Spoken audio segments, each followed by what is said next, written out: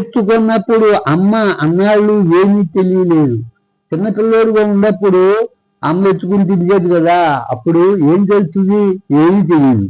చదివేసినప్పుడు చేష్టలు గుర్తు తెచ్చుకొని సరిచేయనంటూ నువ్వు చదువుకున్నప్పుడు పెద్దవాడు పోయావు. ఇప్పుడు నేను చెప్పేది ఏంటంటే, చిన్నప్పుడు చదువుకుంటాకి వెళ్ళినప్పుడు ఏమన్నా చేష్టలు ఏం చేసావని ఒక్కసారి వెనక తిరిగి చూసుకో, అది సరి చేసుకో. ఓహో ఇట్లా తప్పు చేశాను రా అప్పుడని పశ్చాత్తాపడు సరి చేసుకుంటూ ఉంటే అది నీకు కొంత పాపాన్ని నడుస్తుంది.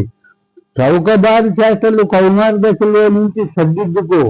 కౌమారం అంటే నీకు ఇంటర్మీడియట్ అంటే ఇటు డిగ్రీ కాదు, ఇటు చిన్నపిల్లడు కాదు, మధ్యలో ఉంటావు. ఆ కౌమార దశలోనే కొంత కుంటి చేష్టలు ఏర్పడతాయి ఎక్కువ మందికి. అవన్నీ కూడా సరి చేసుకో. చాలని విద్యతో యవ్వనంలో చేసిన చేష్టలు జ్ఞప్తికి తెచ్చుకొని పశ్చాత్తాపడు. నీ యవ్వనంలో ఏం చేస్తాను, ఏం చేసావు, ఒక తప్పులేమని చేస్తే నీ అంతా నువ్వు పశ్చాత్తాపడు. అదే నేను ఇట్లా చేశాను అని. అది కొన్ని పాపాలను నడుస్తుంది. చతికిలబడక వృద్ధాప్యంలోనైనా పరమాత్మ చెంత చేరు మార్గంబుకై వెదకు.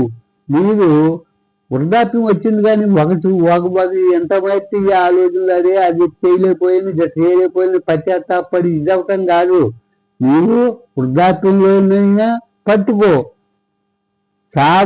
సావన్నది ఖాయమని ఎంచి పదే పశ్చాత్తాపడ్డ తొలగిపోయి కొన్ని పాపాలైనా పోవాలంటే సావు అనేది తప్పదు ప్రతి మనిషికి. ఒకసారి గుర్తెచ్చుకో, ఎప్పటికప్పటికే ప్రతిరోజు నేను సావు అనేది గుర్తెచ్చుకుని ఆ శ్మశానంలో ఎలా పడి ఉంటాము అనేది గుర్తెచ్చుకుంటే కొన్ని పాపాలు తొలుగుతాయి.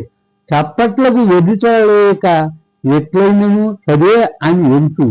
నీవు మంచి అయినా చెడైనా నువ్వు ఒకే రకంగా ఉండాలి కానీ సుఖాన్నేమో ఆనందపడుతూ నీకు దుఃఖాన్నేమో బాధగా చూసుకుంటే నువ్వు భగవంతుని చేరలేవు. చదివిన చదువులలో సూక్ష్మం మెరుగు సంచరించు. నువ్వు ఏ చదివినా ఏంటి దీని మాటలు, నీ సూక్ష్మం ఏంటి అని గ్రహించు. సరిచేసుకోగల సూక్ష్మం మెరుగకపోతే సావు పుట్టుగల బాధ వైద్యుడు. సావు పుట్టుగల బాధ ఎప్పుడైనా పుట్టినవాడు సావాల్సిందే, చచ్చిపోయినోడు పుట్టాల్సిందే. చదువులో ఎంత శ్రేష్ఠుడవైనా విద్యావిహీనుడ వంశు వగచి ఏడ్చిన బ్రహ్మ విద్య తెలియనందాక కాలచక్ర బ్రహ్మంలో తిరుగుతూనే ఉండు. నీకు ఒకటే బ్రహ్మ విద్య, బ్రహ్మజ్ఞానం అని పదే మొత్తుకునేది ఏంటంటే, బ్రహ్మజ్ఞానం తెలియనంత వరకు నీవు సావు పుట్టుకల నీ చక్రంలో తిరుగుతూనే ఉంటావు. సావు రాకక మునిపి సద్గురు చేర్చి సపర్యలు చేస్తూ ఆయనకు సూక్ష్మం మేళ నేర్పు. అందులో ఉండే సూక్ష్మం నేర్చుకో. గురువు గారిని పట్టుకుని ఆయనకు సేవలు చేస్తూ నువ్వు అందులో ఉండే సూక్ష్మాన్ని గ్రహించగలవు. సరిచేయి శక్తి గురువుదే గాని విశ్వాసంబు కలిగి నాదోంకార స్వర విధులు నేర్చి మోక్షం పొందు. నాదం అంటే ఎలా చెయ్యాలి ఏంటో నేర్చుకో. అది కొంతకాలం పడుతుంది. ఆ విధంగా దాన్ని ఓర్పుగా అంతకాలం చేస్తూనే ఉండాలి.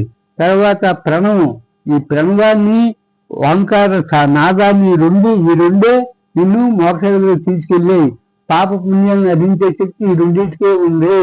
ఇది తేలిక మార్గం. గృహస్థులు ఇది పట్టుకుని ప్రతి కర్మకి దీన్ని తోడు చేస్తూ ఉంటే తగ్గించడానికి అవకాశాలు ఎక్కువ ఉండే. హరి ఓం నమో నారాయణ.